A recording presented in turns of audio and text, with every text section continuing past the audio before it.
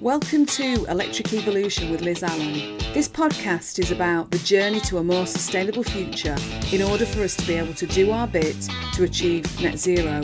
I'll be discussing a variety of topics with experts in their field in order to educate and increase our knowledge of clean energy, electric vehicles and the electric vehicle infrastructure.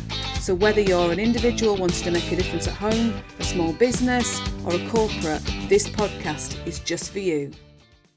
So after many technical difficulties today on the podcast, I have Adrian Slattery, and he's the owner of DC EV Ireland. Thank you, Adrian. I can't believe how many technical difficulties we actually went through to get you on here. Tech is great when it works. Tech works. At least we had breakfast, didn't we? Well, I managed to eat a banana and that was it. Anyway, thank you ever so much for joining me. Even after you, and it was funny when I could hear you say to your colleague, you could have swum over from Ireland quicker. I could have, yeah. It just made me laugh so much. Oh, goodness me. Now, tell me, I'm just so interested in what you do. So have you been, because you've had DC, well, so what was it called before it was DC EV? You've had it for, what, 16 years, you said? Yeah, so we set up a car company in about late 2006, early 2007. So me and my current business partner, who is the same guy, we literally, I was kind of in between jobs and he was, well, I wasn't in between jobs. I was standing in a particular job one day and there was about 10 sales guys doing the same thing. And I said, this can't be my life. I can't do this. As you do, yeah. But and I said, I just want to do something different. So he was kind of in between jobs as well. And we said, why don't we set up a car company, as you do? With five. That's what you do, isn't it? Of course. Yeah, it's just something, you just switch it on. But there was an Irish government, as people will know that I'm not from anywhere. I'm from Ireland, which is a small little island at that side of you guys. We do know. Yes, I think most of us know where you are. And Dublin, you're based in Dublin, aren't you? Based in Dublin, yeah, right in the city actually, just outside the city.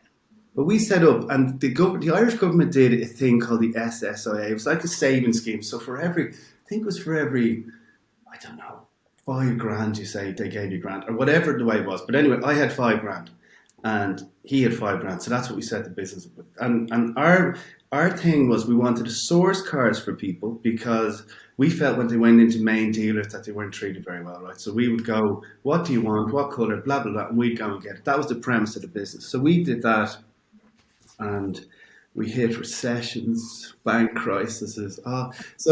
Because at the time it was 2007, right? So we set up the business when we were sweeping up the party from all the good times, you know. But anyway, so we did that.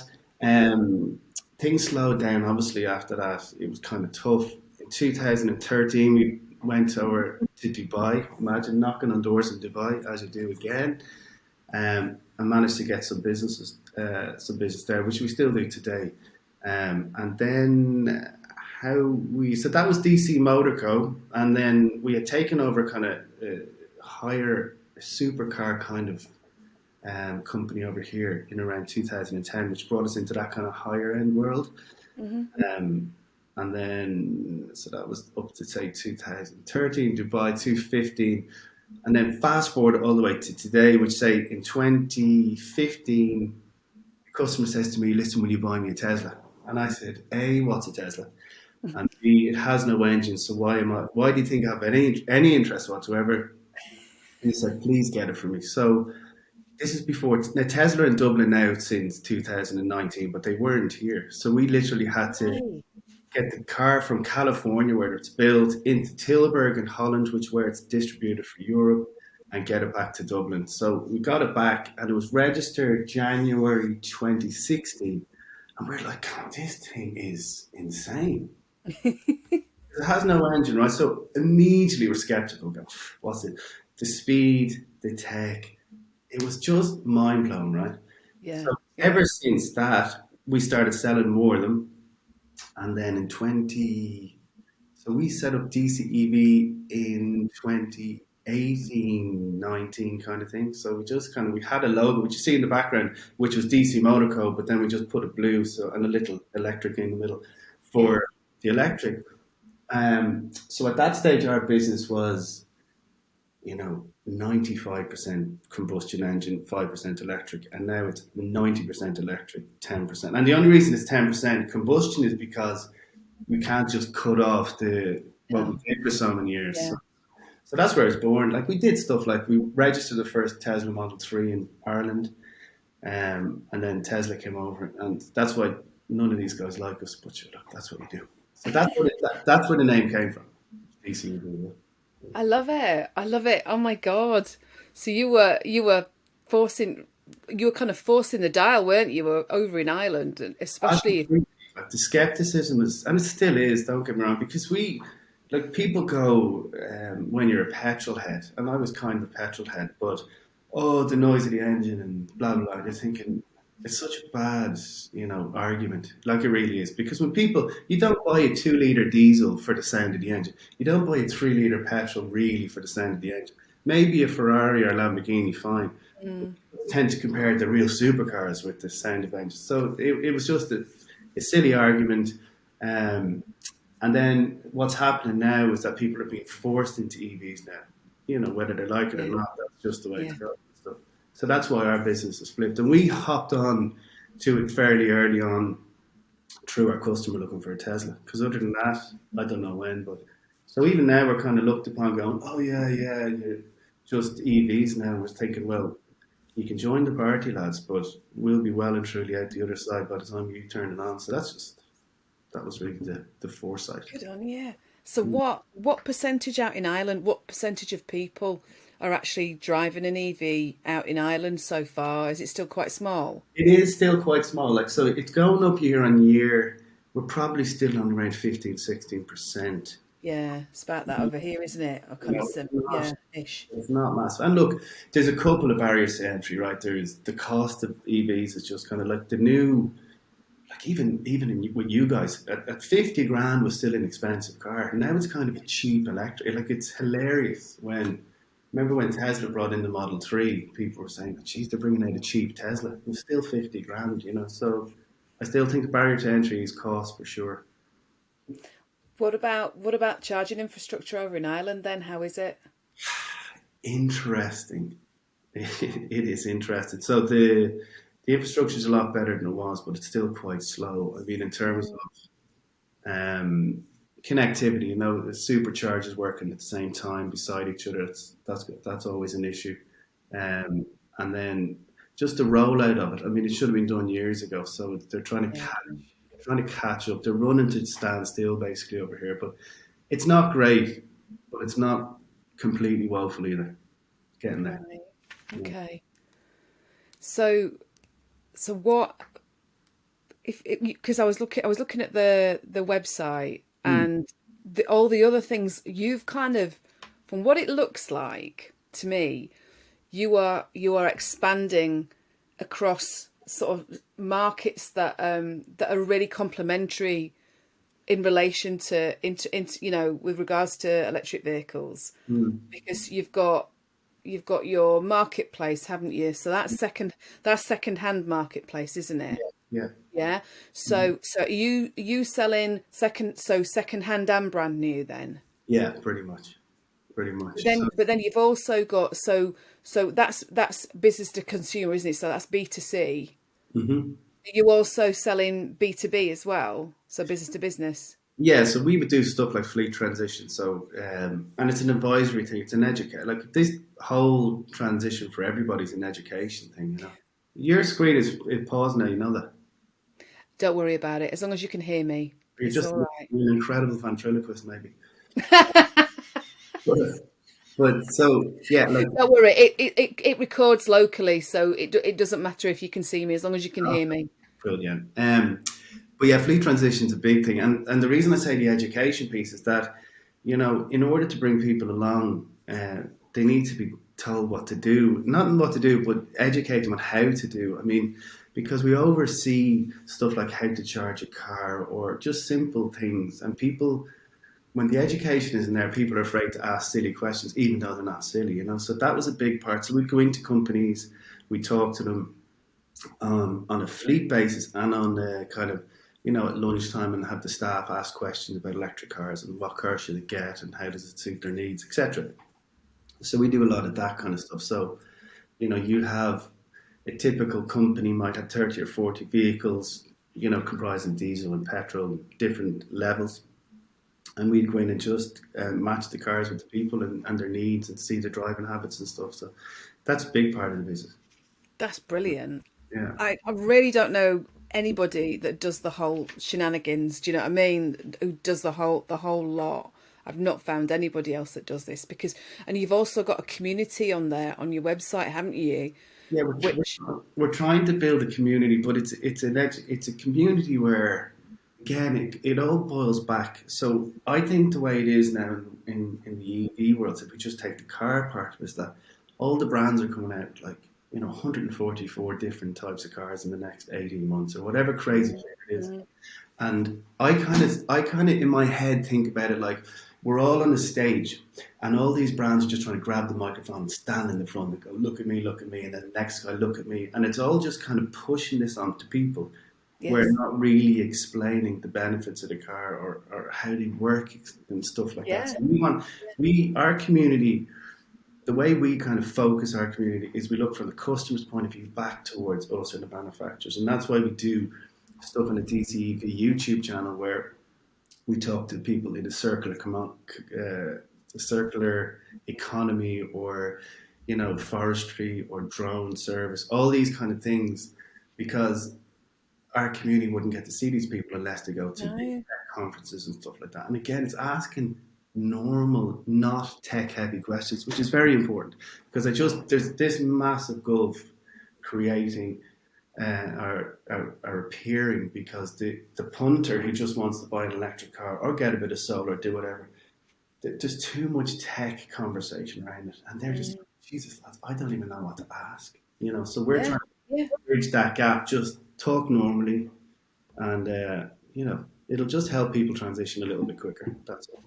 Well, to be honest, Adrian, I really wish I'd have been talking to you. I ran a podcast fairly recently about dealerships over here that I've had mass issues with. Well, some of them have been all right, but other ones it's been really, really difficult. But luckily, because I've been speaking to people on this podcast, I went a little bit armed with information.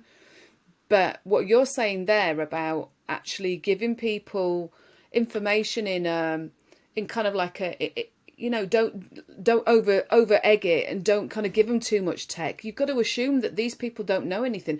And I've heard people talk about they don't like the word education when it comes to this sector. But actually, sorry, to me, it is education because I need to learn.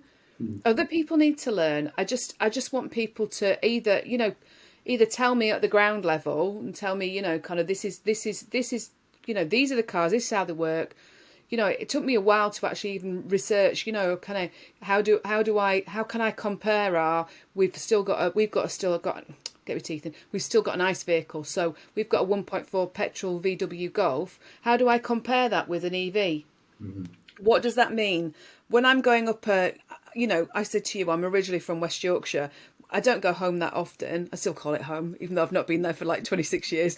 But when I go up to Halifax, there's some blooming pretty steep hills. So would an EV of X power, would that, you know, take one of these 1.1 hills that I've got to go up in the same way that my 1.4, you know, kind of petrol? It's just stuff like that. And I've got to say, that's not what I've received. Do you know, so like, and this is the problem, though. You see, where these guys in their £12 million showrooms, fancy copies, events, and all that kind of flashy stuff, and look at our shiny new car with a big 77 kilowatt battery. And at the end of the day, lads, I'm sorry, but the customer walks into that place intimidated because the place is so big, doesn't really like coffee. All they want to know is, how the bloody hell do I turn this on? Do I have to press a button? How do I charge it? What's the difference between a 1.4 Golf and an ID3? Like, what, you know? And exactly. we don't. we don't bother with that little bit of information between the actual customer and the salesperson is the bit that they just don't bother doing. Like I met a guy at a charging station. This is the new, like, do you remember they stopped smoking in pubs and everyone goes out to the smoking section to talk to people? The charging station is the new outdoor smoking thing. I thought that, I thought that. It's either that or when you go walking a dog. Not that we've got a dog yet, but No, you do get that. Now, when people start going into kilowatts and stuff, you kind of just pretend you take the call or something. But the simple thing, like your man had just bought this Tesla yesterday, say the day before, should I say. And he said, they didn't tell me how to charge the car. And I was like, no. That is insane. They said to me, Google it. It's online. And I was like, that means they didn't know. Yeah. So this means that they either couldn't be bothered or didn't know. It's a bit of both. Look, at the end of the day, the sales guy is there to make money at the end of the month, right? Yeah. So if his incentive or his commission is the same for a nice car or an EV, he doesn't really care what the customer like. So this is what I'm saying about the whole ecosystem and the kind of joint up thinking all the way around from the MD to the manager to the sales guy to the customer. If that's, look, you'll get more for selling electric because it'll feed back into our carbon credits and it'll help the business up, even if it's just optics. But if the guy at the end, the sales guy, is just thinking about his commission, doesn't care if you sell a boat, do you know? And this is the issue. So we have all the look at us, we're great, but the last bit, which is the most important bit, is the customer is just not looked at. And then you see these people getting EV dealer of the year and you're thinking it's all just fluff and optics. It's fluff and optics, and the customer losing it. That's again, without waffling on, that's the reason we're creating the community, so the people feel comfortable enough to ask a question, and that's it. My God, honestly, this is so refreshing, really, because it still bothers me about we're not far off. Probably in the next 2 or 3 months we'll get an EV. But even then, it's kind of like, right, okay, what I'll probably do is we'll probably get a subscription to start off with for a couple of months and make sure that it's the right car for us. Because I don't want to be shelling, because we've driven Volkswagen for quite some time, and it's not my husband that particularly drives it, it's me that drives it, because I'm the one who kind of has to go drive to different places. But I don't know much. I know probably more than most people who are in my position who've not bought an electric vehicle, but I'm still not sure. So actually having a community like you're saying, my God, so you can actually go, excuse me, I might look a bit stupid. I haven't got time to start a podcast on this. To find out, but it gives that person the opportunity to be able to ask those questions, because you've had all the early adopters that have gone through all this, haven't you? You've got lots of early adopters, like you said, you sold the first one, was it 2016? So you've had a number of years of this.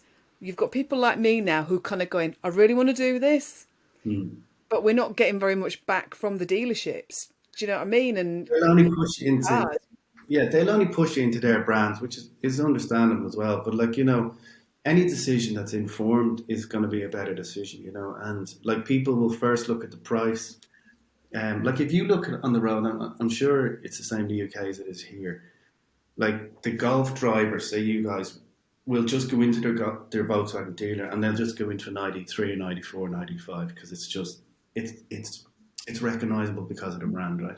I know. And that's really the way it is. But what they're finding now with people that are buying EVs is that there's quite a change in people are changing brands very quickly now, so because there's so much choice. That's why I think subscription models are a strong route now, the likes of Onto and all the guys that are doing that, because perfect example. You can have, I think the minimum's a month, so you can have that car for a month. You can change it again for another month and a month. So you can have 3 different cars. It might cost you whatever, but it's certainly not, you're not dipping into 50 grand or 40 grand to get into a car that you mightn't like, and you have to Exactly, and that's it. It's just that, Adrian, because what you've just said is so right. So I did test drive an ID3, and I wasn't keen. right. Why not? I can't. I don't know. It didn't.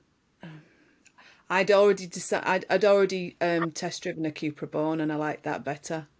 That's a cracking car. It's a cracking car because it's pretty much the same price and it looks so much better. Yeah, it's kind of yeah. I think I saw it on. I don't know whether you catch much of Fully Charged. I saw Robert Llewellyn taking one out, and I just thought, oh, I quite like the look of that one. What is it? It's the one with the Spider-Man looking kind of thing at the front. That's a cracking. Again, because the price is so close to the ID3, it's a cracking option. I know supply was tough for them ones, but that's a great car. That's a great car. So it was either that. So there's two that I would like to take out on subscription. So there's a Cupra Born and there's also the MG4, because I know that obviously if we're looking about price comparisons, if you're looking at I've looked at the kind of the top range of the MG4s, like the Trophy, which is probably around about 4,000 off sales price of a Cupra Born, isn't it? But even it's about choosing the right one for us. I don't know what do you think about MG4s then? No, I was actually driving one last week. I think, but you see, we have to be relevant, right? It's like complaining about an EasyJet flight or Ryanair flight, like, oh my god, I can't believe I have to pay for a drink on this, or I nearly been charged to go to toilet. Thinking, lads, you spent $9.99 on a flight on the price, So I think it's important when you're looking at the MG4 or the Cupra Born is putting them in perspective of price point. Now, if it was 60 grand, you'd say, I'm not sure. But at kind of 28 grand, whatever price they are, like, they're superb cars. They have every electric car has great torque, right? So mini accelerator is going to take off. Oh God, I was gobsmacked. Yeah, first no time. problem up and down the hills in Halifax, 100%, right? So there's that, and then the MG4, I think, is a superb car for the money, because it has everything you need at a very cheap price. Because ID3 or even the Peugeots and all that, they're more expensive, and I just think that'll be one of the best cars around. I really do. Yeah. I think the Cupra Born is a nicer looking car, but the MG, for what it is, for range and all that, I think it's a great car. Yeah. So right, okay, go on, because you got me thinking now. So do you think, which one do you think is because we want a small car, and this is what kind of I don't understand at the moment, that the cars that have been, not everybody wants an electric the size of an SUV, and they all seem to be really big. Well, they're doing this crossover kind of thing, So, and it's funny because the crossover really is just like a car that's like pumped up a little bit. It's not necessarily much bigger or much higher. I like, for bang for buck, I'd say the MG4. I really would. Yeah, I do. Now look, there is parts of it, like the indicator has that. You're thinking, Jesus, your indicator's not on by any chance, like stuff like that. But again, be absolutely relevant about it. You have a car outside in the driveway that you don't use a hell of a lot. So why would you spend loads of money? It just doesn't make any sense. No, I know, and that is it. For you, I think the subscription for to try it out 3 to 6 months, I think it's a no-brainer. I think, and people don't. So I interviewed a lash from Izu a few weeks ago now, and it was really interesting because I don't think many people know that you can have a subscription car, and that's kind of really important for people to, who were thinking about it, that is the option. You don't have to buy, you don't have to lease, you can go for a subscription. And yeah, it might cost a bit more initially, but actually all your insurance is in there and everything, and so it's convenience, and you've absolutely no ties to it whatsoever. Now look, an electric car with 92 moving parts as opposed to 1,200 parts or whatever, 2,500 parts in a normal ICE car, I mean, the maintenance is quite low on them anyway. But I mean, you don't have to delve into the 30 grand. You pay a few grand to test it out. That, it makes subscription makes a lot of sense. Yeah. A lot of sense, it really does. So tell me about DC energy. Where did that come from? How did you kind of, was that a natural kind of move that, In our head, so if someone came into us and looking for an electric car, we want to buy an electric car. The first question they ask is, I need to get a charger. So you go, grand. So we started getting chargers. And then they started talking about solar in the house. So we had this DC1 is, it's not fully on market yet, but it's in process. So where in my head, I should be with you from your gate to the back of your house kind of thing. So you get your electric car, you get your charger, you get your solar, you have your battery storage if you can. That makes it expensive. And so it's kind of just the whole scenario. And then the energy that you get into the house is renewable energy, smart meter. So everything was going to be in one. That's the thought premise of it. That's really where it came from. That's brilliant. It just makes sense. It really does make sense. So hang on. How is that developing at the moment then for you? So we have the renewable energy. So we were partnered with different companies. So the renewable energy company, there's a company over here called Pinergy, which is a renewable energy business. So we hook up with them. They do all the smart metering in the house. And the solar, again, the solar's put in the house, the batteries. Again, batteries can be expensive, like storage batteries, right? So, I mean, a typical 3-bedroom semi-detached house would be, say, about over here, 3,000 to 4,000 euro for solar. The battery itself can be about 2.5, 3 grand, so it can be expensive. Yeah. But ultimately, it's a great thing because all the light during the day, you can store it and then use it. Because, like, in a normal house, a normal house, get up in the morning, you blast the energy out of it from like 8, say 7:30 to 8:30, then nothing's done. Right? This is when we were all working outside the house. Then you come home and you blast it again from 6 o'clock. Ovens, kettles, everything, right? Where ultimately, if you had the best package, you'd have a storage. So all your solar will take all the energy and you'll use it, and then we'll go into the storage thing.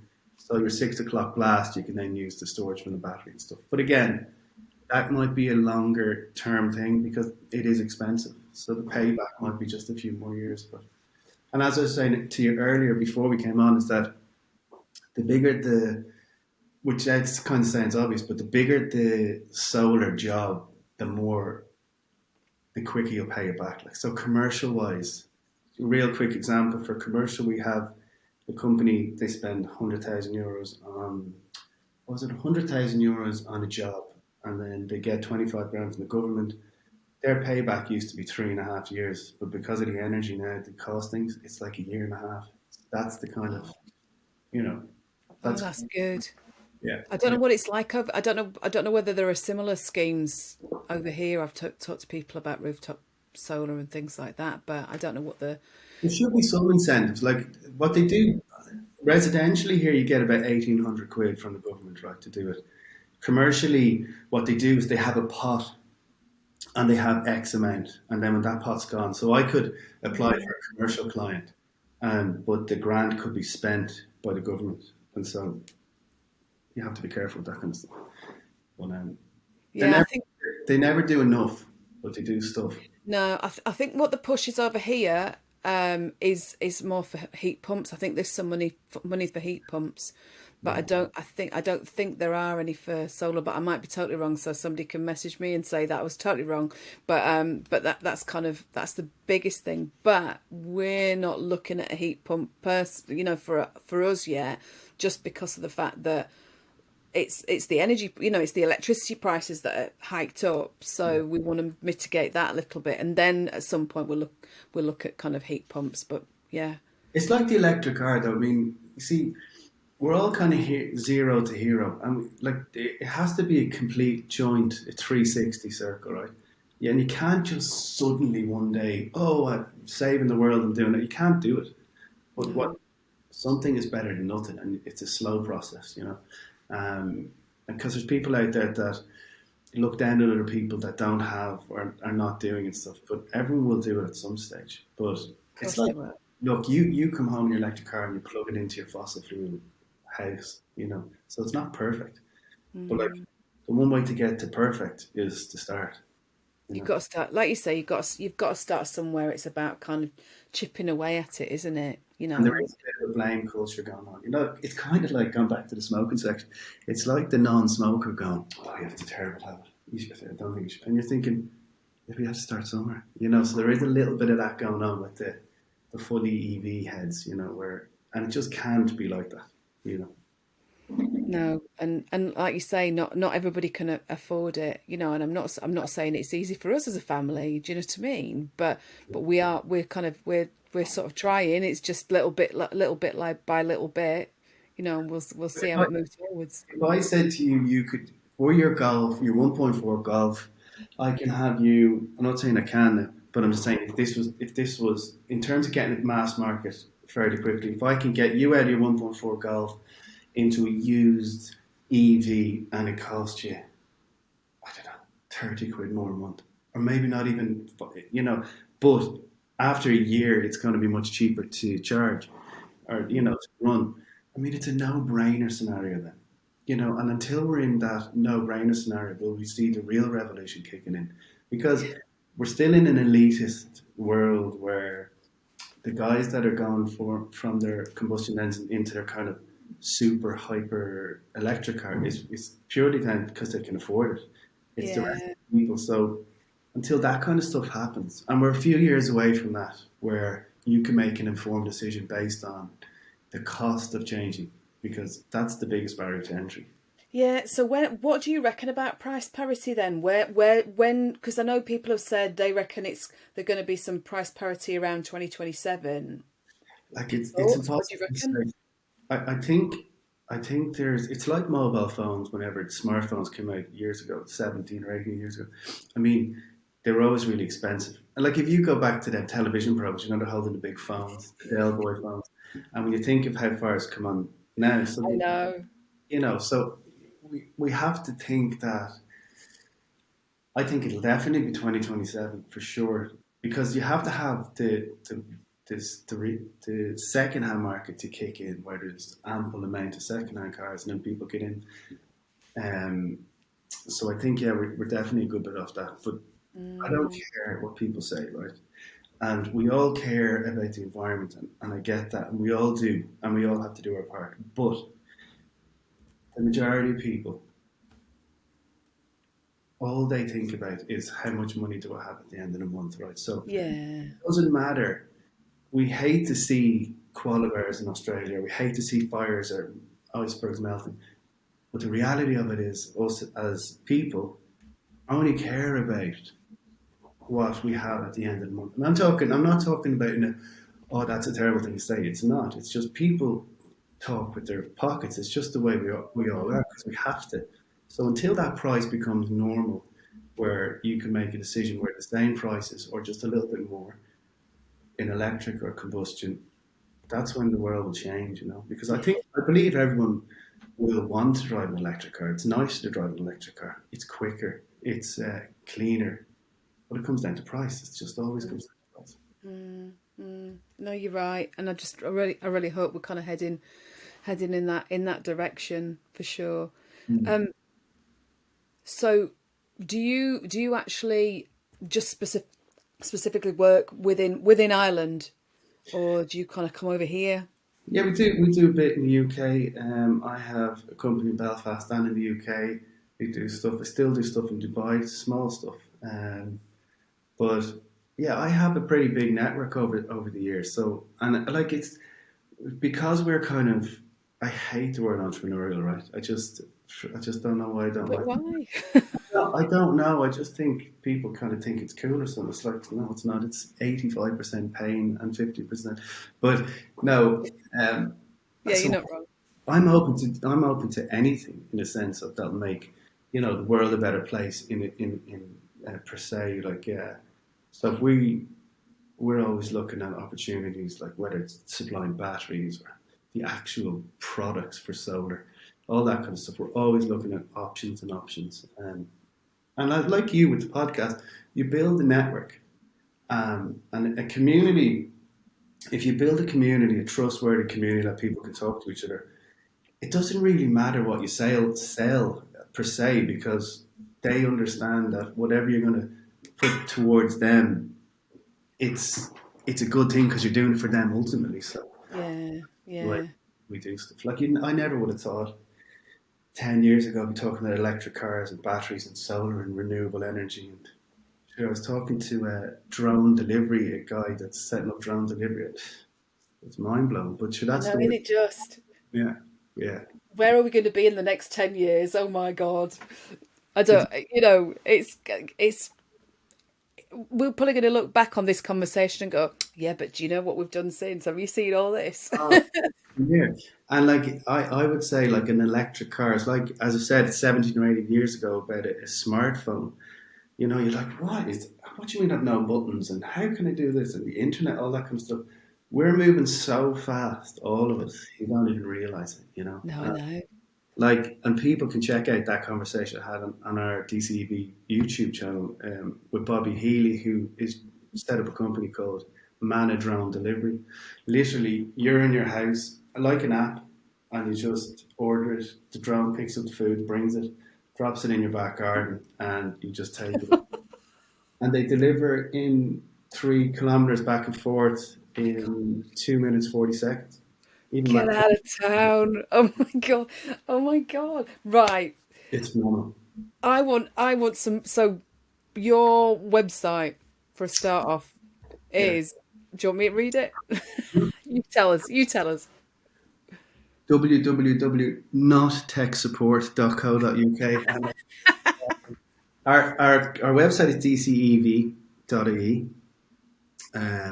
which is our cars, our marketplace, our solar, all that kind of stuff. And then we have a DCEV YouTube channel, which is DCEV on YouTube, which is, again, we're trying to create the community, as we're saying, to get people in to talk to all of you or whoever's watching about what they do in normal speak. And it's all taken in one shot. No, when I say no prep, there is prep, but we don't do any takes or anything like that. It's straight through. It's not talking about how great the person is. It's talking about what they can do to break down the tech talk so people can understand it.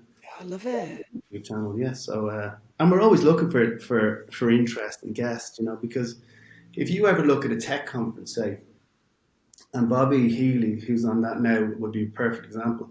The only way you can get to see someone like that is a CES in Las Vegas or some tech thing where most of us would go, what in the name of Jesus are they talking about? Where these guys, you get them in, everyone is normal really, and just say, how do you do it? How easy it is? How do we understand it? And then just kind of freewheel the conversation like that. Just, again, if we're all just sitting in a cafe having a chat, as opposed to cameras and, let me think of a technical thing to say. Because that's not reality. That's just not reality. Yeah. Oh, this sounds brilliant. And you're on LinkedIn anyway. That's how we met, wasn't it? Yeah. And then you may be flying in. Are you coming to any of the kind of like the EV shows and things like that over here? We were at Fully Charged in, was it Farnborough? Oh, what, you're here next month? No, I wasn't. I was at it I think the year before, maybe. Yeah. Okay. I don't know if I'm going yet. I actually don't know. I'll be there. If you're there, I'll see you. Yeah. Yeah. At least we don't have any technical. We probably will actually. The bar will be closed or something, or we'll have some technical difficulty in it. Hey, listen, it's been brilliant talking to you. Thank you, Adrian. You've been an absolute star. I'm going to say, hey? Keep up the good work. Oh, thank you, bless you. Thank you. Right, well, listen, to everybody else, I'm going to say goodbye and I'll see you next time. Bye. You've been watching Electric Evolution with Liz Allan. Don't forget to subscribe and click on the bell icon and you'll receive all of our weekly videos. Thanks for watching. See you soon. Bye.